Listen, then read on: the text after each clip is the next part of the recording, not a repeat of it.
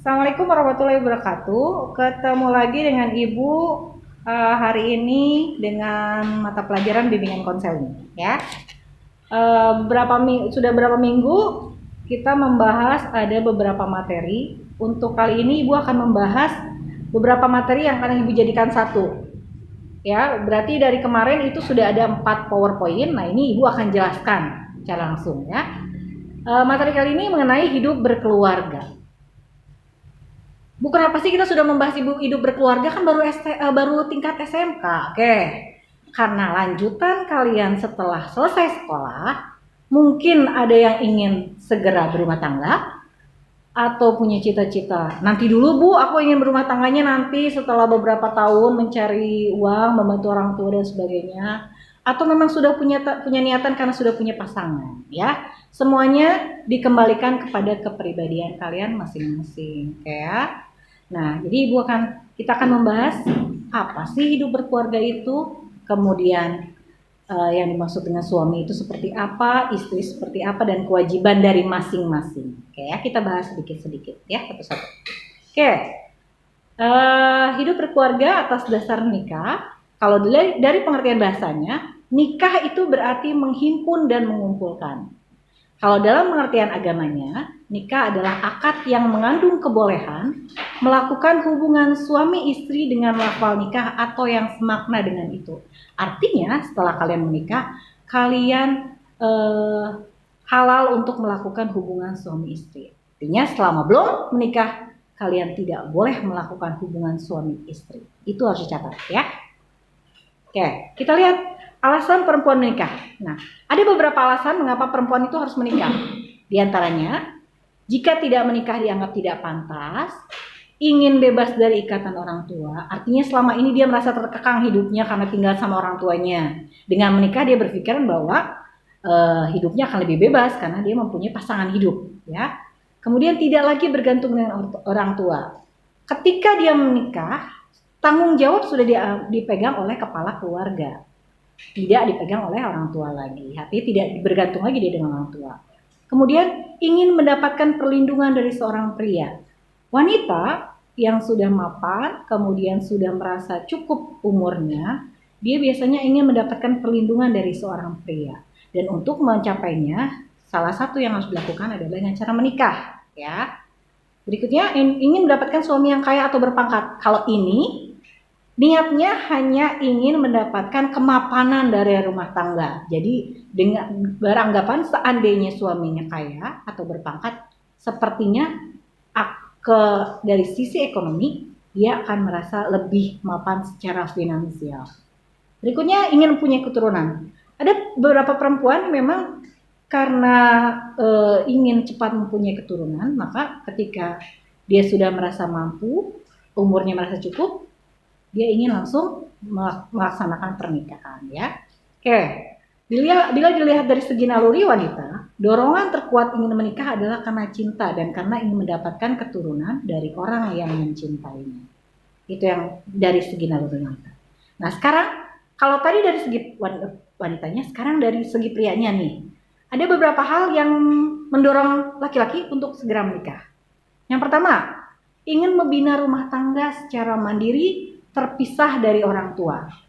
Secara tidak langsung, kalau seorang laki-laki sudah merasa mapan dan merasa sanggup membiayai istrinya, dia pasti akan berpisah, entah itu dengan tinggal dulu dengan mengontrak, atau karena sudah mempunyai tabungan dia mengambil cicilan rumah dengan BTN, tapi intinya dia berusaha untuk terpisah dari orang tuanya. Yang kedua adalah ingin memiliki keturunan. Kalau ini berdasarkan pada keinginan pria dan keinginan wanita sendiri untuk menikah. Karena pada dasarnya setiap orang yang melakukan pernikahan khususnya ingin memiliki keturunan, ya. Nah, secara logisnya hubungan kelamin yang sah yaitu dalam ikatan nikah. Artinya ketika kalian belum nikah, hubungan kelamin yang kalian lakukan tidak sah, ya. Ini mengimplikasikan tanggung jawab dari pihak laki-laki dan perempuan. Karena tanggung jawab adalah ciri kedewasaan seseorang. Ketika kalian sudah bertanggung jawab, artinya kalian sudah dewasa. Kalau kalian mau bertanggung jawab atas apa yang kalian lakukan, kalian dianggap sudah dewasa, ya. Oke.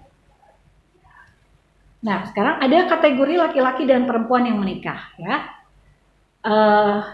Ada 3 kategori. Pertama, karena kita menikah, atau kamu saya nikahi, atau ketiga kita dinikahkan, ya.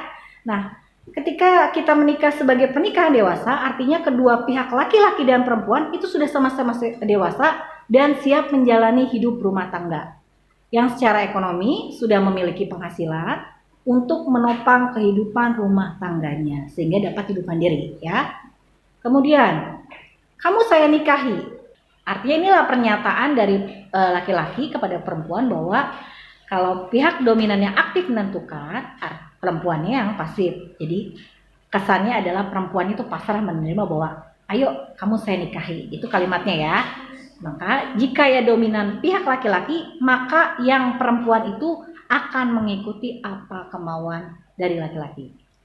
Nah, kalau yang ketiga kita dinikahkan. Nah, ini kalau ini biasanya sama-sama belum siap atau belum bisa mandiri ketika mau menikah. Nah, ini biasanya faktor orang tua yang sangat menentukan, atau dengan adanya aturan masyarakat tradisional di mana pernikahan ini harus dan segera didahului karena banyak terjadi kejadian, ya, satu atau lain hal. Oke. Tapi setelah dikeluarkannya Undang-Undang Perkawinan, yaitu Undang-Undang Nomor 1 Tahun 1974, maka pernikahan dini mulai jarang terjadi, ya. Artinya dengan undang-undang ini diatur bahwa seseorang boleh menikah minimal pada usia 19 tahun dan bagi wanita 16 tahun. Itu aturan undang-undang. Bu, kalau menikah di bawah itu bagaimana? Berarti kalian sudah menyalahi aturan perundang-undangan. Artinya kalau kalian menyalahi peraturan perundang-undangan, mungkin kalian akan mendapatkan sanksi, ya. Oke. Nah, ini ada kategori laki-laki dan perempuan yang menikah, ya. Oke. Oke, yang berikutnya adalah hikmah menikah. Apa sih hikmahnya? Nah, yang paling ada 7 hikmah dari menikah. Yang pertama adalah sebagai penyaluran naluri seksual yang benar dan sah terhadap pasangan hidupnya. Nah, kok Bu, kalimatnya sedikit vulgar? Tidak ada yang vulgar ketika kalian mengetahui bahwa sebenarnya tujuan dari pernikahan adalah adanya penyaluran naluri seksual dari pasangan suami terhadap istri maupun istri terhadap suami, selama kalian terikat dalam ikatan pernikahan, ya. Kedua, sebagai cara untuk mendapatkan anak serta mengembangkan keturunan secara sah, ya. Kemudian untuk memenuhi naluri kebapaan dan keibuan. Artinya kalau kalian sudah punya anak, kalian akan punya timbul rasa kebapaan, atau ketika perempuan sudah punya anak, keibuannya akan turun, yang akan melimpahkan rasa kasih sayangnya yang menunjukkan kemanusiaan seseorang, ya. Selain itu akan menumbuhkan tanggung jawab seseorang yang telah dewasa. Artinya tadi Ibu bilang, ketika kita tahu bahwa menikah itu mempunyai banyak konsekuensi, artinya kalian sudah dianggap dewasa, ya. Kemudian berbagi tanggung jawab antara suami dan istri, laki-laki dan perempuan yang sudah menikah, mempunyai kerjasama yang baik dalam pernikahan. Kemudian mempererat hubungan antara satu keluarga dan keluarga yang lain melalui ikatan berbesanan.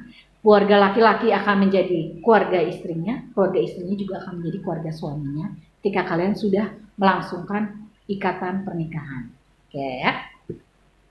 Ada juga penelitian menunjukkan bahwa orang-orang yang menikah lebih memiliki kemungkinan umur yang panjang dibandingkan orang-orang yang tidak menikah. Itu berdasarkan penelitian, ya. Oke. Sekarang fungsi wanita dalam kehidupan rumah tangga. Yang pertama adalah sebagai istri. Jelas, ya. Kemudian pengurus rumah tangga, ibu bagi anak-anaknya dan teman hidup, ya. Sebagai istri mengimplikasikan bahwa antara suami dan istri ada hubungan heteroseksual yang memuaskan. Jadi suami istri terdiri dari jenis kelamin yang berbeda, yaitu laki-laki dan perempuan. Artinya Bu, bagaimana dengan pernikahan sekarang yang adanya laki-laki dan perempuan-perempuan? Itu artinya tidak heteroseksual. Ada sesuatu yang menyimpang dari pernikahan tersebut. Karena sejatinya pernikahan itu adalah menyatukan dua individu, laki-laki dan perempuan, ya.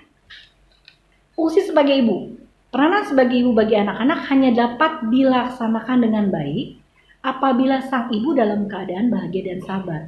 Berarti kalau gitu, kalau nggak bahagia dan sabar bagaimana? Pasti akan terjadi sedikit eh, kekisruhan dalam rumah tangga. Jadi seorang ibu pasti tidak akan memiliki kasih sayang yang banyak, tidak akan hangat, tidak akan mesra, tidak akan sabar terhadap anak-anaknya kalau di rumah tangganya dia tidak merasakan kenyamanan, ya. Berikutnya, sebagai pengurus rumah tangga. Nah, kalau dibilang, Bu, pengurus rumah tangga itu artinya ART bukan sih, asisten rumah tangga atau pembantu? Bukan. Perempuan memang mempunyai tugas dan kewajiban untuk mengurus rumah tangga, mengurus anak-anak, mengurus suaminya, ya. Dan itu adalah memang sudah pembagian tugas, di mana laki-laki mencari nafkah, perempuan mengurus rumah tangga. Tapi ada kok Bu, rumah tangga yang dimana perempuannya juga bekerja. Betul, itu berarti sudah disetujui oleh kedua belah pihak, antara suami dan istrinya, ya. Oke, sekarang peranan sebagai teman hidup. Ini yang penting, ya. Biasanya ketika kita memilih pasangan hidup, kita akan melihat banyaknya persamaan, ya. Kalau bahasa Jawanya kita akan melihat bibit, bobot, dan bebetnya, ya. Karena dari situ kita akan mengetahui teman hidup yang kita pilih apakah sesuai bibitnya dan kita, bebetnya dan kita, dan bobotnya dan kita. Kalau tidak sama, apakah tidak akan terjadi pernikahan, Bu? Itu dikembalikan kepada individunya masing-masing. Tapi kalau kita semuanya nyaman dengan bibit, bebet, dan bobot, tidak ada yang salah dengan itu. Artinya kita mengetahui latar belakang pasangan hidup kita, ya. Oke. Jadi apa sih Bu yang dimaksud dengan bebet? Bebet adalah latar belakang pendidikan, ya. Oke, adapun neptu adalah kecocokan hari kelahiran. Ini biasanya dari tradisi adat tertentu, ya. Dalam budaya klinik tuh misalnya, kalau misalnya, Bu, aku lahirnya hari ini, cocok nggak sih Bu? Nah, dalam budaya neptu, kecocokan hari kelahiran itu masih dijadikan sebagai bahan pertimbangan, ya. Meskipun untuk saat ini tidak dijadikan perhitungan lagi, ya. Oke.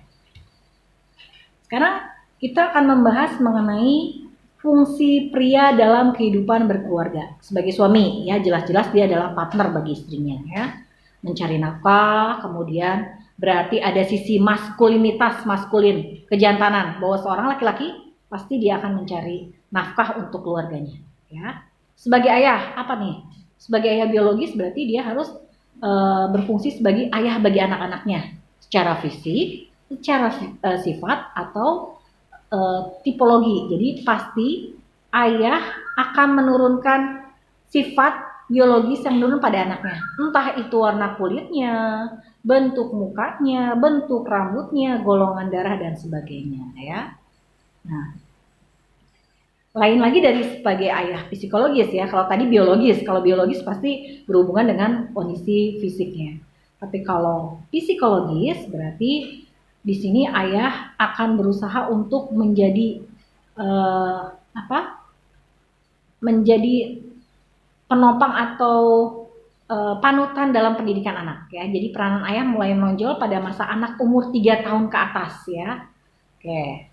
Nah, tokoh ayah dapat menjadi objek identifikasi bagi anak-anaknya. Artinya, objek identifikasi ini diperlukan bagi anak-anak untuk membentukkan super ego yang kuat.